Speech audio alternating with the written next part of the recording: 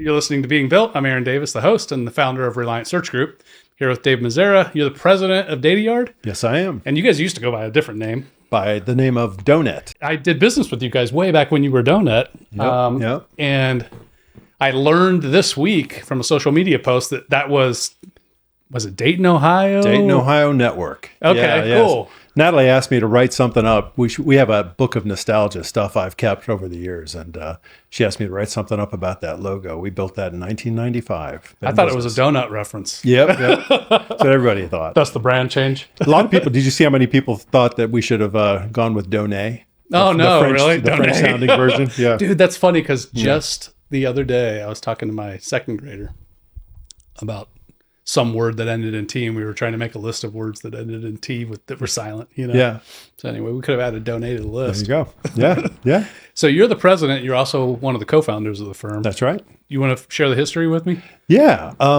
So we've been around a long time, 1,000 years in internet time, since 1995. Oh yeah, that is a long time. Started up as a dial-up ISP with 8 phone lines and 2 servers.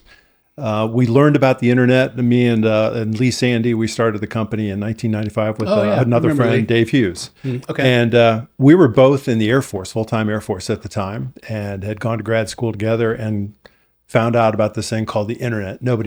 I never heard of it before then. And we were using the internet to transfer files to get information between universities. It wasn't commercial at the time. When was this? Early 90s? That was in 1992-3. Okay. Yeah. And then in 1995, they opened it up for commercial activity. And that's when everything just started to blow up and change. Yeah. I think my first introduction to the internet was in the 80s. I was a school kid, and it's hard. You told me recently that how much older you are than me, and I would have never guessed. You look like you're my age. But no, I don't think so, but thank you. You do. But anyway, you're a little older than me, and I was first introduced to the internet in the 80s, and it was like a literal telephone handset. Oh yeah. It was, put on the modem or whatever, and we traded 2 digits or something. Yeah. That was computer class that I did Right. once every 2 weeks or something, Yep, Anyway. the old dial-up modems. That was our first mode of connection. You had to have a dial-up modem. Yeah. So when you started the firm, what were you guys doing? We were both active duty Air Force, and Dave Hughes had a job on the side too. We just put time in at nights on weekends. Okay. And, we worked basically 2 full-time jobs for a couple of years before we took the leap and just dove headfirst into Donut. So that's the typical life of a founder. Yep. You don't get paid for years. Yeah, Right. That's right. Unfortunately, I am familiar with that. Yeah. You guys have come a long way since then. Fast forward to where you're at now. What are you guys doing these days? Wow. We've transformed ourselves more times than I can think of because technology keeps changing. But we made the decision a few years ago to focus on cloud consulting, not just cloud hosting. There's plenty of cloud hosting. You can go out there and get it from Amazon, Azure, Google. You can set up your own cloud, but knowing how to set it up for reliability and security, that's where we come in. And so we do high-end consulting for some clients that need to have really stable environments for cloud. Okay. And you've been doing this for like 30 years, huh? Well, cloud since Not 2008. cloud stuff, but internet running the firm and since 1995. evolving. Yeah. What's the most unexpected thing? When you started a company almost 3 decades ago. Yeah. I guess it was 29 years. Am I right? Yep. I do the math right. 29 plus. Yeah. What's the biggest surprise you've had as a founder and an operator of a small business that you didn't expect to run into? Every day I run into something new that I didn't know. Still? Oh yeah. There's unexpected challenges every single day. The thing that I think surprised me most was the need for good management and leadership. We were all tech guys, and we had a tech heart, and we knew the technology pretty well, but trying to grow a culture is a completely different kind of thing. And it is the most important thing. And that's probably where we found ourselves a little bit ill-equipped at the beginning, but with some help from folks at Aileron and good advisors, good friends, you can learn those skills and build up the company. What's the hardest lesson you've learned about being a manager? Oh, wow. Take your time. Yeah. You might have to reveal something embarrassing, right? Trust. Okay. Trust. You have to, when you own a company and it's your baby and it's been your baby for so many years, it's hard to let go of things. But the only way to survive and to grow and to innovate is to hire good people and trust them to do the job. And that was really hard learning that. Makes sense. One rule of thumb that I've kind of enjoyed referencing over the years is like the 75% rule. When somebody can do something like 3/4 as well or as right as you would do it, Yeah. that's great. And the reason is because half of that margin, you're wrong. And they know something you don't know. Or they're learning something you're not learning. Right. Or they have a different energy for it that you don't have.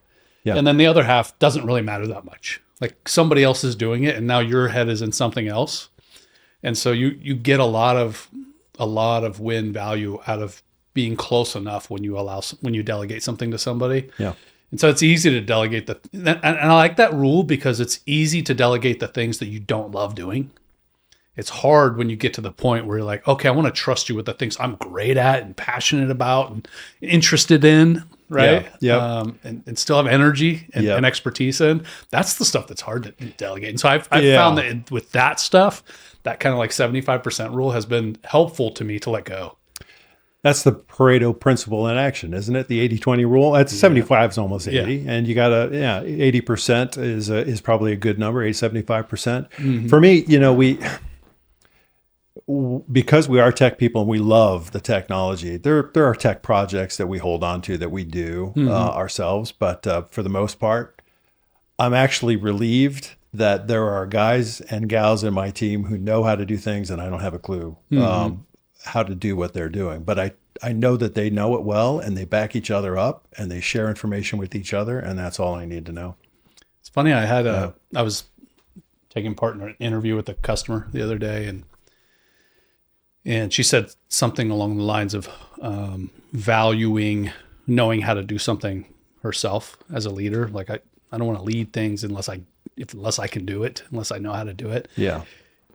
That's just really different than my personal experience. I've had to, in order to be effective, I've had to employ and empower people that had depth and competency that I can't even touch. I'm not even close. Right. So what's your thought on that? That's where I started. I started at exactly the same place. If I don't know it, how can I lead anybody in that area?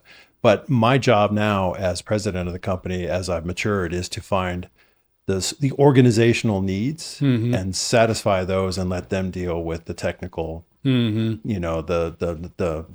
bits and bytes of the job. That's not my job to know the lower level stuff. I know the higher level stuff. I focus on that. Speaking of bites, has that ever bitten you? Like, have you ever like entrusted something to some? I know you have 30 years. There've been some bad experiences from time to time. We had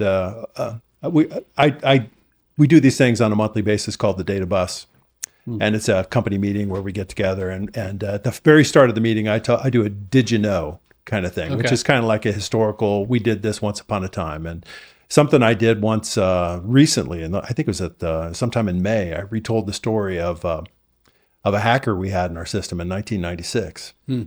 And how a year into business, year into the business, and this guy, knew Linux inside and out, and he got in and took over our systems, and how that just kept me up night and day until we finally flushed him out of the system by basically building a brand new infrastructure and rolling it in place and sending out new passwords to all of our customers.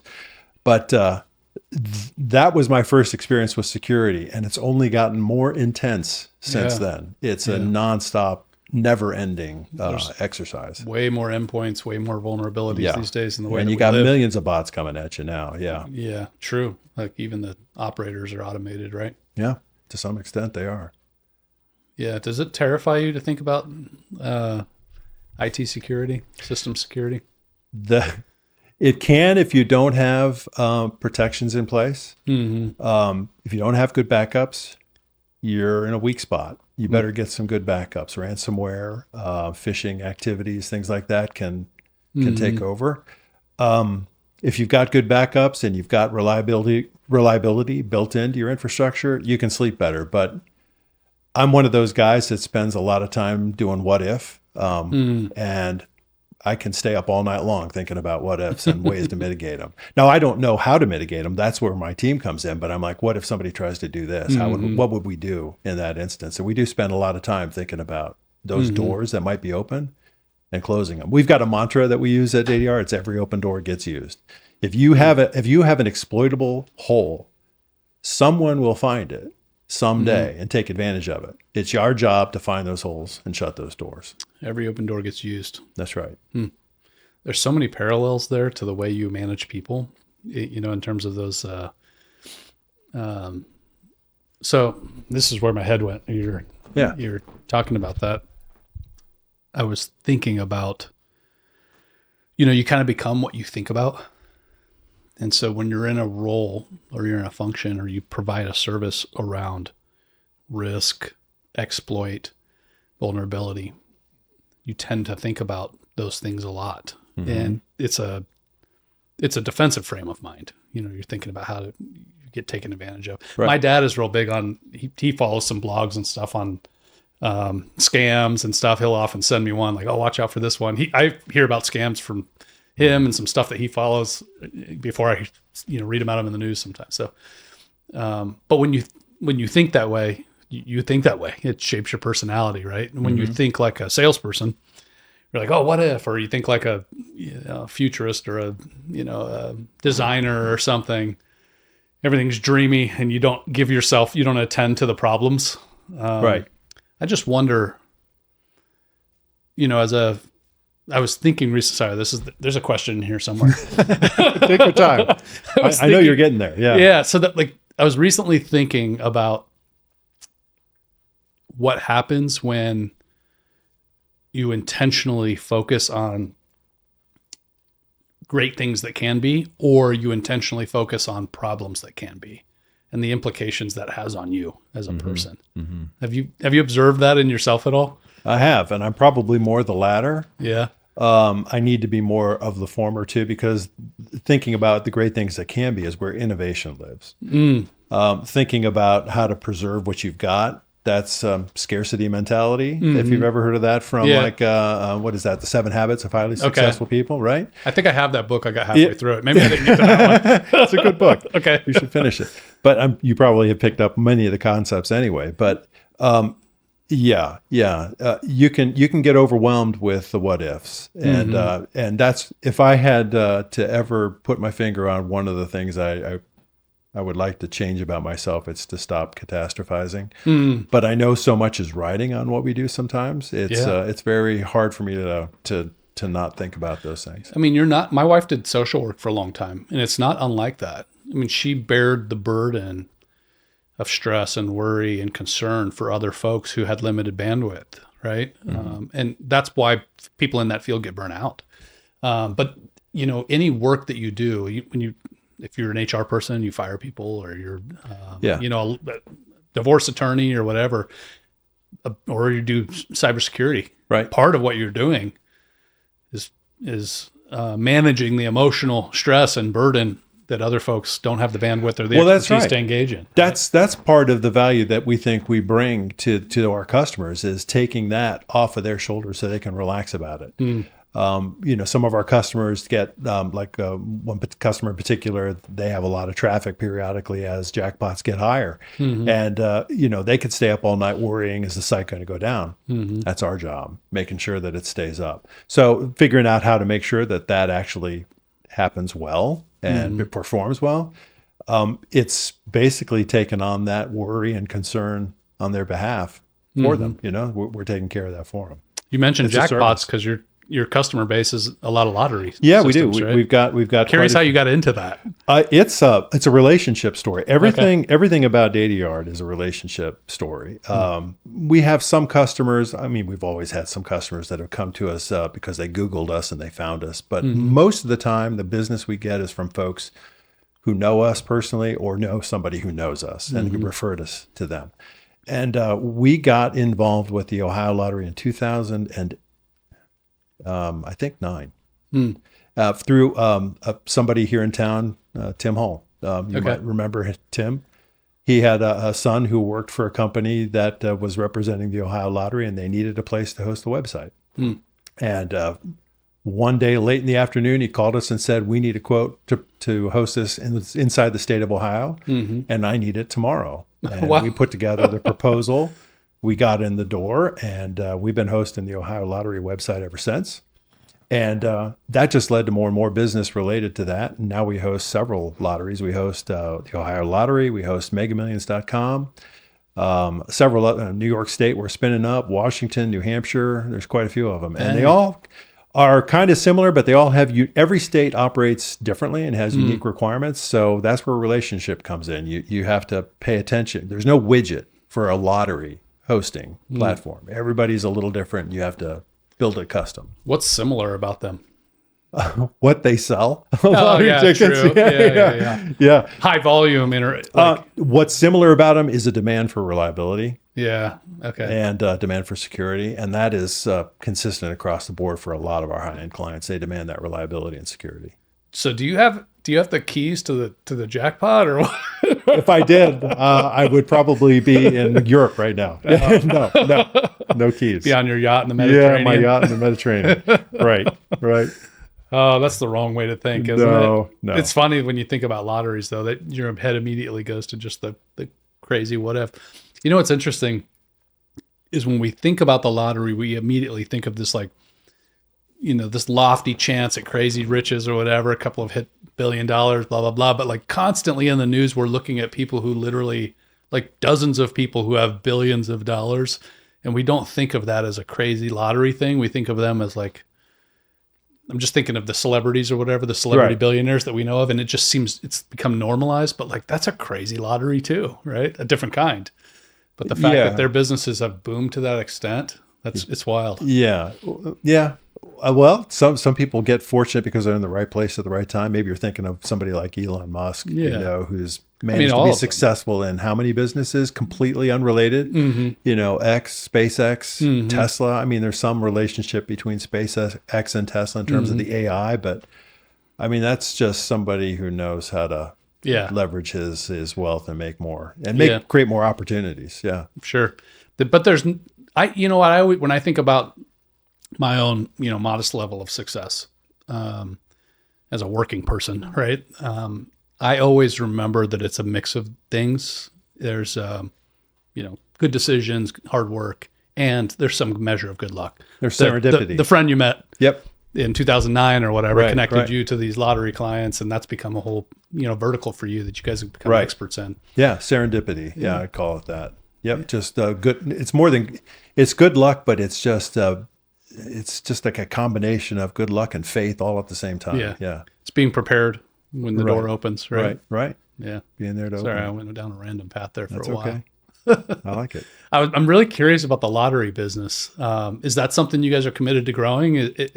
Has it grown that way just kind of incidentally, accidentally, or have you guys pursued and kind of marketed yourselves in that respect? Yeah, we never really set out to focus on that specifically. It has just kind of grown organically over time, but there comes a point where you see the pattern repeating and you go, there's something there. There's a reason they're trusting us. There's a reason they're trusting us, and there's maybe something to be marketed there as a package, get out there and showcase that as something to other folks. Yeah, if nothing else, just tell the story. A dozen different lotteries are looking at you. Why would you not share that with the others? That's right. How many different lotteries are there in the country? There's probably hundreds, right? Oh, well 50 states, obviously, and then you got your big Powerballs and your Mega Millions. There's probably between 50 and 60 good ones. Yeah. Interesting. Yeah. That's an interesting space to be in. But the requirements are pretty much the same for, you get into somebody who's, think of Ticketmaster, for example, not a lottery. But when you go to Ticketmaster, you want to be able to buy the tickets for the event that you're going to on the date when tickets go on sale for a concert, everybody's there at once, right? Everybody's there at once. There's a spike in traffic. Can the servers handle it? Mm-hmm. And if they can't handle it, somebody's embarrassed, and you don't want the customer to not be able to buy the ticket for the event. So there's overlap between that and lots of other businesses. It's not just a lottery thing. I guess any business who has super high reliability, peaks, spikes, and peaks and valleys in terms of their traffic. Imagine like Sony on Christmas Day when everybody's opening up their PlayStation and they're trying to get on to the servers to play that game, but they're all hitting it at the same time. They got to have the ability to scale up for that event. Yeah, that makes sense. Cool. Yeah, that's a fun space. You probably would have never guessed you'd be in that space in 1995. No, 1995, I was thinking we're going to use dial-up as a way to fund web development. We're going to be a web development firm. That was my take on it. And we tried web development for years. Okay. We had our own division of web developers. We had a team doing web development, and they would host it on our servers. But we found out that, engineers, system engineers are terrible graphic designers, terrible UX designers. I see. So it was not our forte. Yeah. There did kind of become a divide there in terms of like user experience. Yeah. We were great at building 1990s era's websites, with everybody had the same 3D beveled fonts and, we were good at that. Now we did some really good websites. I take that back, but we thought that it would make more sense for us to partner with web graphic design firms who did it, like Marcus Thomas, and let us take care of the back end, because there's a lot of complexity on both sides, and it's too much for any one firm to do by themselves. Yeah. Yeah, unless you're a large firm, you have multiple operations. Right. It's different operations. Right. That's what it is. Right. That's right. Did you grow up with around other business owners, founders? No. Was this a brand new thing to you when you got into it in the 90s? Yeah, it was. I mean, I was Air Force. I was looking at a career in the Air Force, started out flying communication satellites in Colorado Springs. What made you think you could start a business? Naivete, maybe, hubris. Yeah. I mean, it didn't seem like that challenging a thing at the time. And you don't know what you don't know until you get into it. And you realize after you're in business for a while, wow, accounting, taxes, contracts, all of these things that you never thought about. And that's where help from staff really becomes important, because you need good advisors, you need good people, administrative people who can take care of that, because otherwise you'll get overrun. You won't be able to focus on the business that you started. Yeah. That the passion you had for the technology that took you there. So you got to have good advisors, good friends, good employees taking care of that. Yeah. But no, I didn't have any. No, my dad was he was a manager for a local lumberyard store called PK Lumber, which unless you're an old timer, you won't even recognize the name PK Lumber. And they got bought out many years ago. And then I went into the Air Force and worked there for 11 years and almost made a career of it. But we had started this thing while we were coming out of grad school. Lee Sandy and I went to AFIT together, and we both had master's degrees in artificial intelligence when it really didn't exist. Before anybody knew anything about it. Yeah, when it was really nothing like what it is today. Yeah. Nothing like what it is today.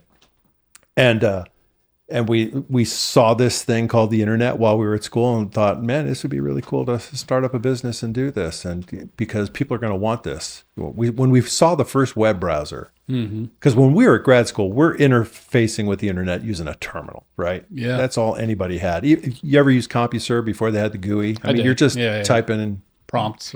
I think I'm older than you. You'd probably never use CompuServe. No, but I saw it in grade school. Yeah, I did. Yeah. You probably never used CompuServe. I think that was high school by then. Yeah. Anyway. But you're just typing things in a keyboard. There's no graphical user interface. That's how it was. And when we saw Mosaic, that first web browser in 1994, it's like, whoa, this is going to change things. And it sure did. So we started this thing up on the side, and that's where it took off from there. We never anticipated being in business 30 years later. I really didn't think we'd be in business this long. What do you think is going to change things the most in the next decade? AI. Yeah. AI is going to change things dramatically. It's already changing things. I wrote something on LinkedIn probably a year ago, and I'm seeing it more now with the political environment. You don't know what to trust anymore. You watch videos and you don't know if they're real. Don't know what's real. Yeah. And you don't know if the bots on Twitter are real people posting stuff, or if mostly not, right? They're AI, and they're mostly not. And people are going to get influenced by that. They're going to get hypnotized by that. And where's that going to take us? And Eric Schmidt, the ex-CEO of Google, he recently was on a panel discussion talking about AI and talking about using large language models to, develop a competitive TikTok environment for me and make it, post it on social media and see if it'll go viral in 30 seconds. And if it doesn't, scrap it and start over. With AI, you can do that. You can do something in a matter of hours that would have taken you years to do with human labor. And it's going to just accelerate the rate of technological evolution I don't know how we're going to adapt to it that fast. but we will. That's the thing I think people, Yeah. like, what's the alternative? Like, we'll just implode or whatever. It'll be Armageddon or something, right? Well, I'm not thinking of Skynet. I'm not Right. thinking That's Skynet. I was just thinking of Skynet. I mean, I'm not thinking that yet, but I mean, I think we're still even trying to catch up. That's certainly one of the It's one of the possible outcomes. Hopefully, not the probable one, but we're still catching up with the smartphone in our hand and what that's doing to society. And now we're going to have a whole new wave of innovation and change that is going to, I think we're going to be catching up. I don't know if as a society we're prepared to adjust as quickly as things are going to change. It's going to take some time for us to figure things out. It could really mess things up. It could. I remember 10 years ago being really compelled by, it was a speech of, I saw a video of somebody giving a talk on automation, is what they were calling it then, which a lot of what we're calling AI, a lot of present day technology that we're calling AI is actually still just automation. I think the big AI wave is yet to come. We're starting to see the beginning of it. Yeah. Right. Yeah. But anyway, somebody was talking 10 years ago about automation and how it will eliminate 80% of the workforce and wreak havoc economically or whatever, because mass unemployment, blah, blah, blah, and all your jobs will be eliminated. And somebody was forecasting 10 years ago that this would all happen in the next 5 years. And those forecasts never seem to pan out, do they? Yeah. They don't, because something unexpected happens. Like in the 80s, we would have never guessed that the internet would be in your hands, even that the internet would be what it is, let alone like social media and all the ancillary things or the adjacent things that came as a consequence of the internet, right? So AI is like a non-internet, kind of thing that could be more disruptive than, the internet is what made AI possible, large language models possible, because the volume of data that it can analyze and do machine learning against to decide what the facts of the world are. Without access to that network, without access to all that data, there would have been no large language model to query. It would have been small language. Right, it would have been a very tiny language model. And that's the thing that was missing when Lee and I were going to school and getting our degrees in AI. It was all, you're coding a program in Lisp, and the only thing that Lisp program knows is the lines of code you're typing into the terminal. There is no database of knowledge to tap into. There's no neural network for you to say, give me a graphical image representing this. Nothing. So it's access to that wealth of information that's always growing, always changing, that makes AI possible in this way that we're starting to see. So if I don't know the data on this, but I'm curious what percentage of activity on social media right now is actually bots versus humans. Let's say it's 20% of the activity on the internet is bots versus human. Do you know better than that? I don't know. Okay. And that's part of the problem. Is that nobody really knows, right? So let me speculate and say it is or will be or has been 20% at some point. And if that's the case, and automating and creating AI to speed up the pace of automation and decision making, let's say it could drive it to the point where 80% of the activity online is actually driven by bots. Whether that's the likes or the reposts or the comments or the posts themselves or whatever. 80% of the content on social media is actually is bots, right? And then the AI is analyzing the automation, and then they're analyzing their activity and so it doesn't seem that wild to get to a point where it's just a bunch of bots talking to each other.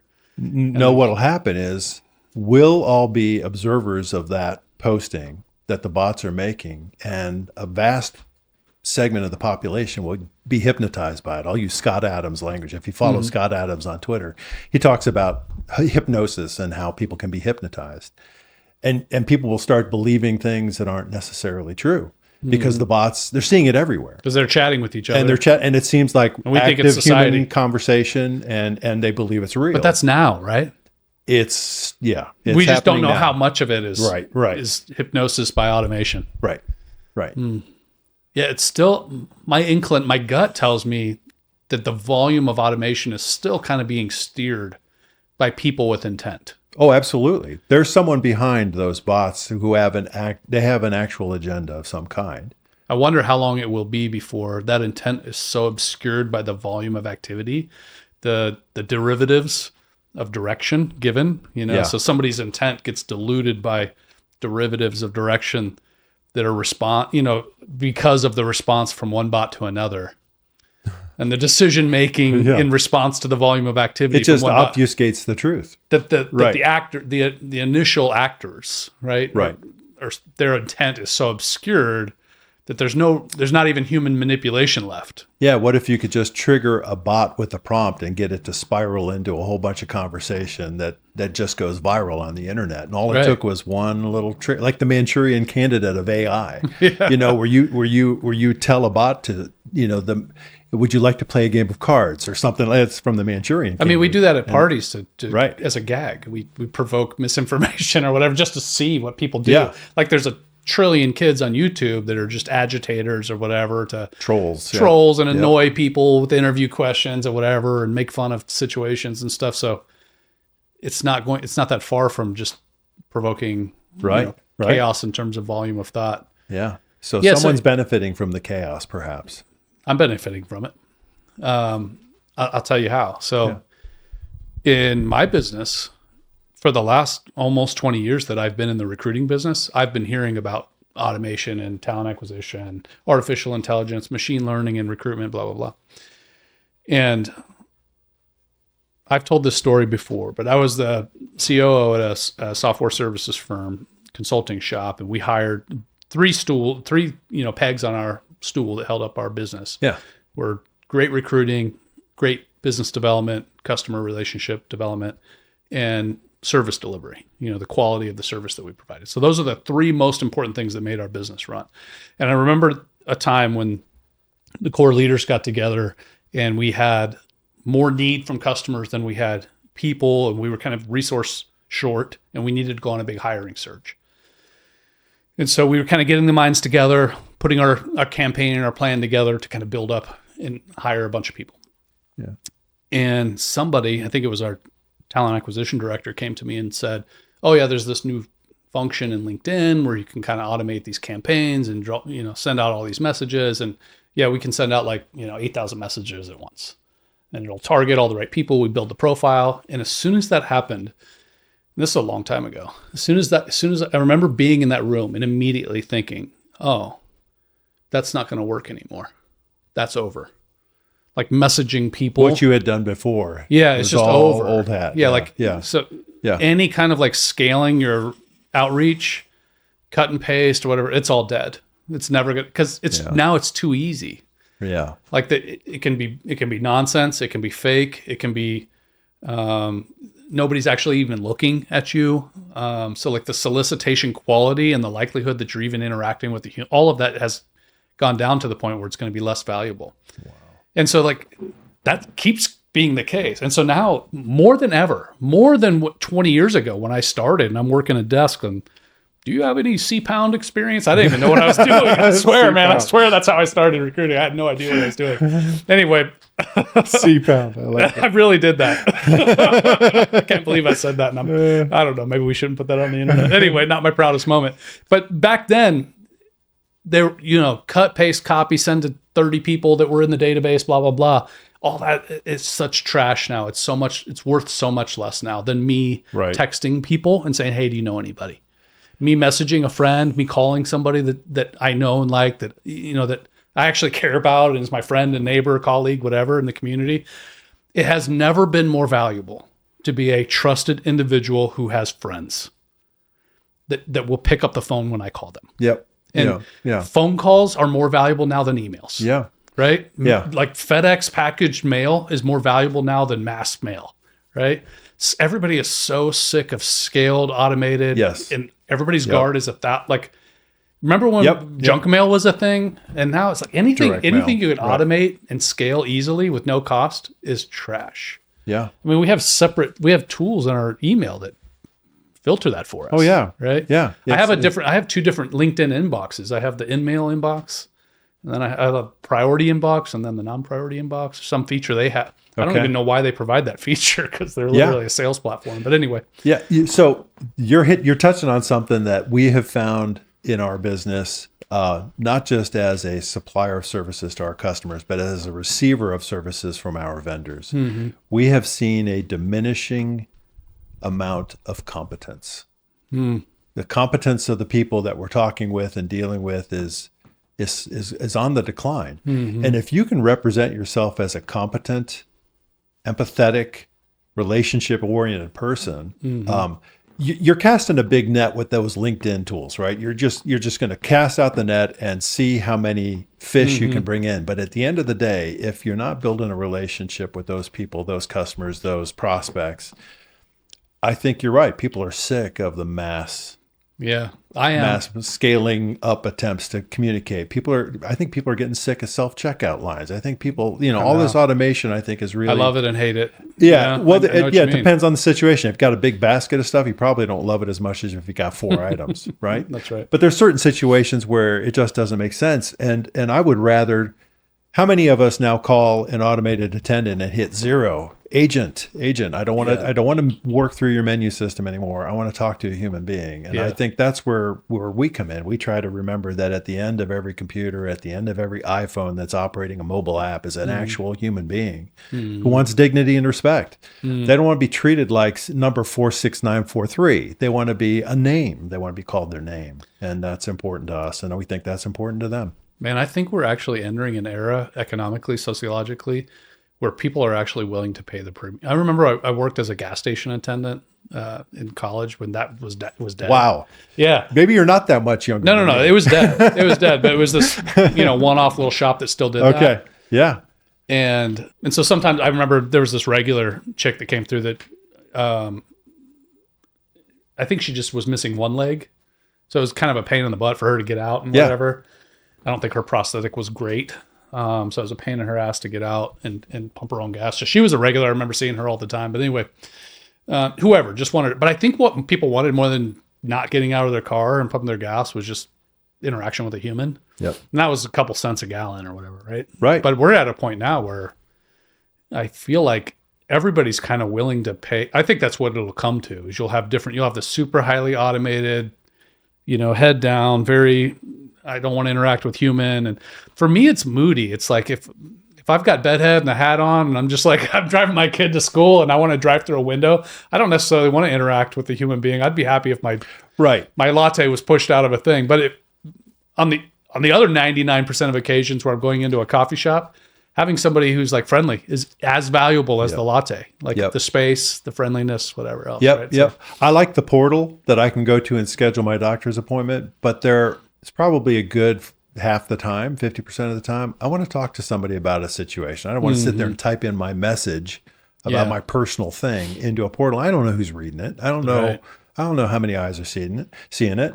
And I want that human interaction. And I think there's a place for that. I think it's going to come back, swing back in some way, or at least we're going to have to figure out how to do it digitally better than we're doing it right now. Being friendly as a service, right? I like that. I really do think that's huge because all the little functions or whatever can get automated, but like people will still have a lingering. I mean, we want intimacy, or we wouldn't get married, have families, blah blah blah, right? Right.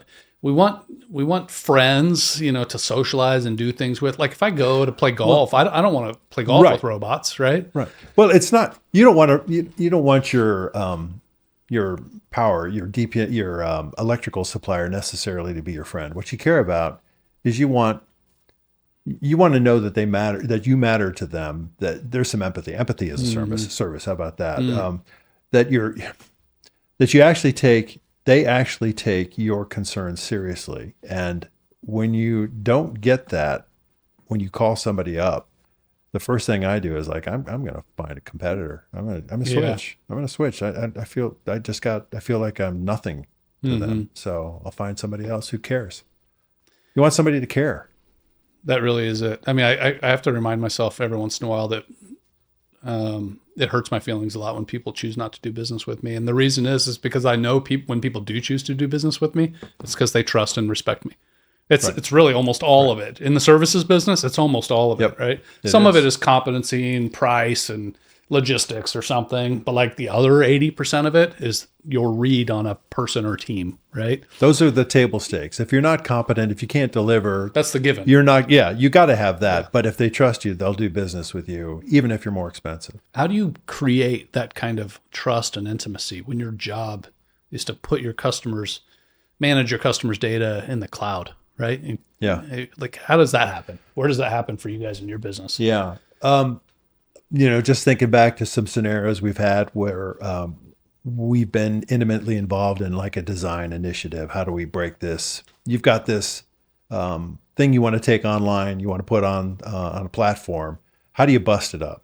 You got to break it up, and you become a consultative partner. You don't just say, well, here's my cost per megabit on my widgets. You need this many widgets. We'll invoice you. No, we're working hand in glove with them to not only understand the problem, but to define a solution, explain it to them, treat them like human beings, and then say, okay, we're going to help you implement it. You're with them. You're walking alongside of them. You're not some person on the outside that's just going to pass them an invoice at the end of the day. That's the worst kind of sales experience that we've ever had in a consultative environment, where somebody sells you a widget. It's not the right widget. They don't care to listen about what our needs are. And then we get an invoice and it's provisioned incorrectly. This happens all the time in our business, and that's where the failure to deliver competence is really starting to show up. It's like, you're not even listening to what we're saying, and you're giving us the wrong thing. You don't care. Yeah, you kind of hit the nail on the head when you said you're not even listening, and I think that's really what it comes down to. I told you before we started recording, the most valuable thing I've gotten out of this podcast, it isn't all the social media attention or meeting interesting people. All that stuff's been really valuable. The most valuable thing I've gotten out of it is very much about myself. Yeah. I've learned to be a better listener, because watching this stuff back in my early episodes, it upsets me how much I talked over people and finished people's thoughts and didn't dig deeper into something that almost made sense. I was failing to listen sufficiently. It's actually made me better at my work. I believe it. Put myself through this, but most importantly, to watch myself be a bad listener. Right? To watch myself be a bad listener. It can be inspirational, can't it? Yeah. But you really hit it. That's where I think the most disappointing experience happens.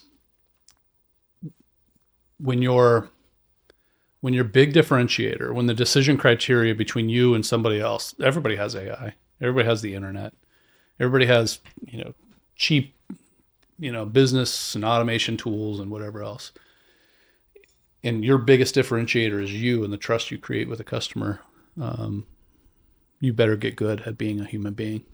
Amen. Right? Yeah, that's right. That's right. Yeah. When somebody comes to us with a technical problem, the best experiences we've had with customers and with staff is when their concerns become our concern. We become as concerned about its reliability as they do. It might be Saturday night at 9 p.m. And if we get an alert, we pay attention to it, because if we don't pay attention to it and they go down, we know what that means to them. Yeah, it's horrible. Yeah. And it's important to us that they not experience that. And so my team is great. They react to that. We've got a great monitoring system, and day or night.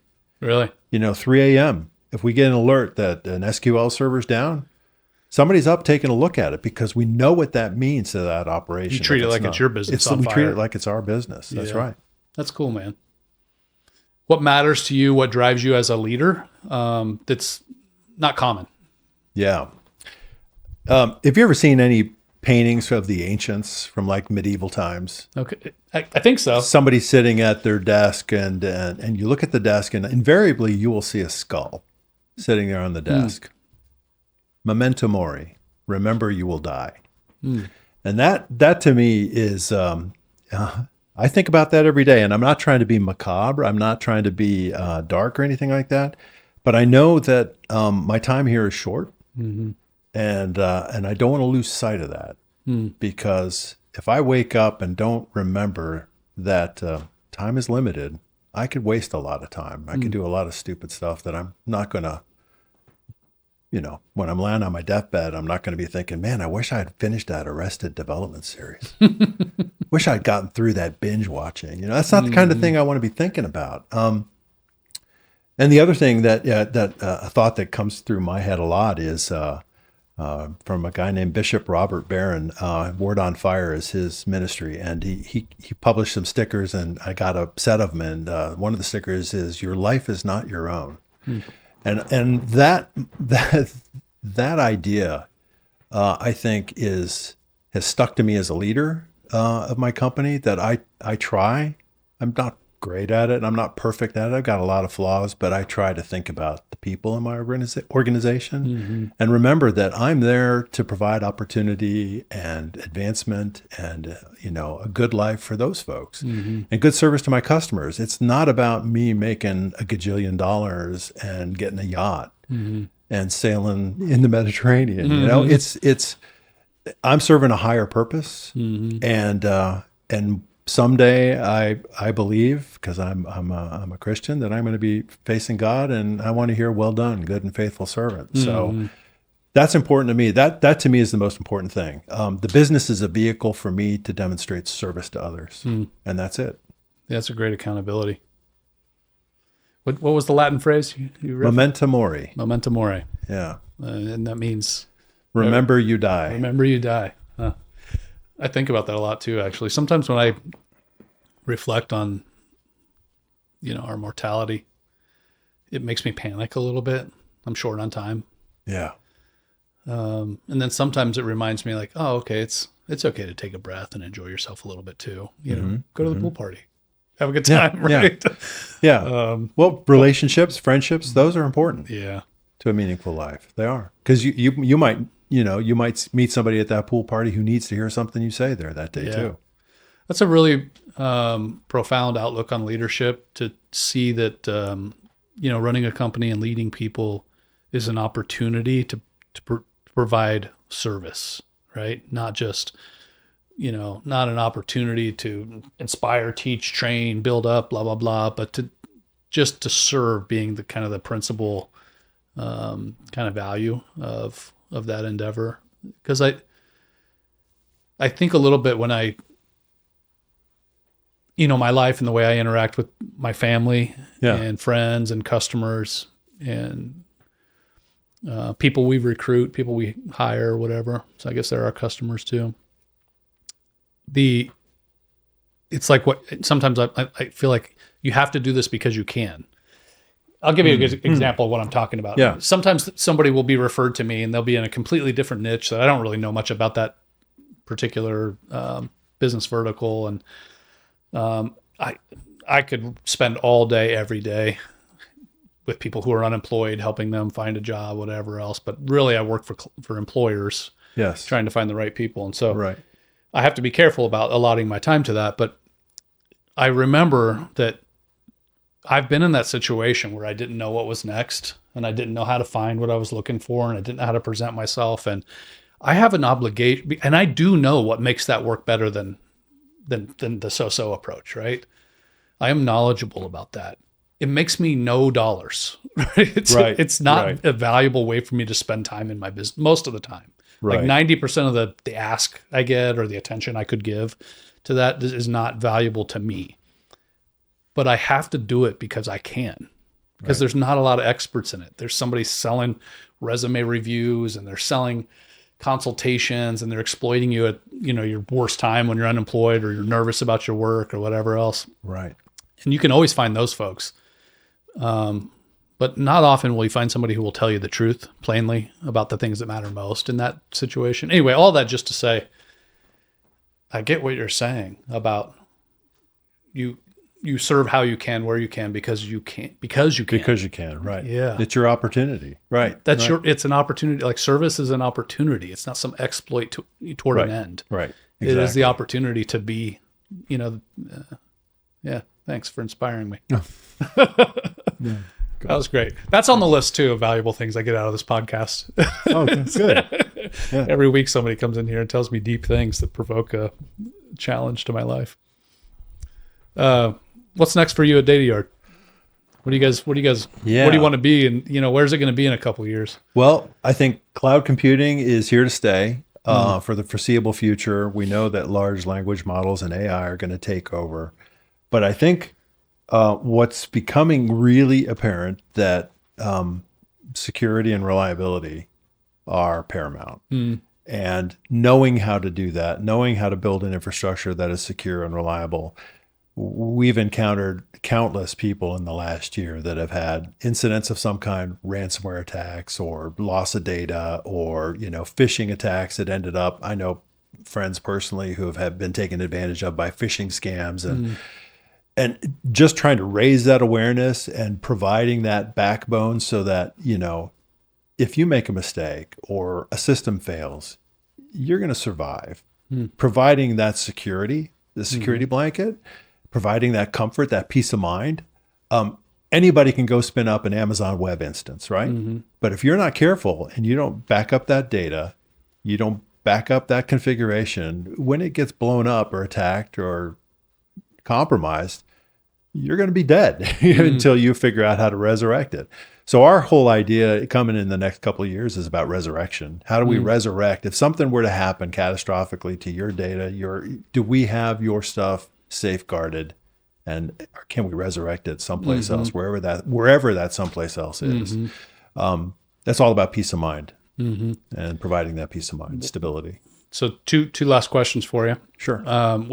What's going to get in your way? What's going to challenge you guys to becoming great at that, solving those problems for your customers, and then, how are you going to overcome that?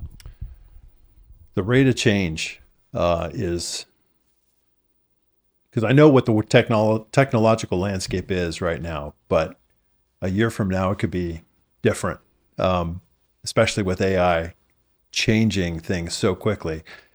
You probably remember this thing called Moore's Law back in the day when sounds familiar. Moore's, I think it was an engineer for Intel. Okay. And did processors, CPUs.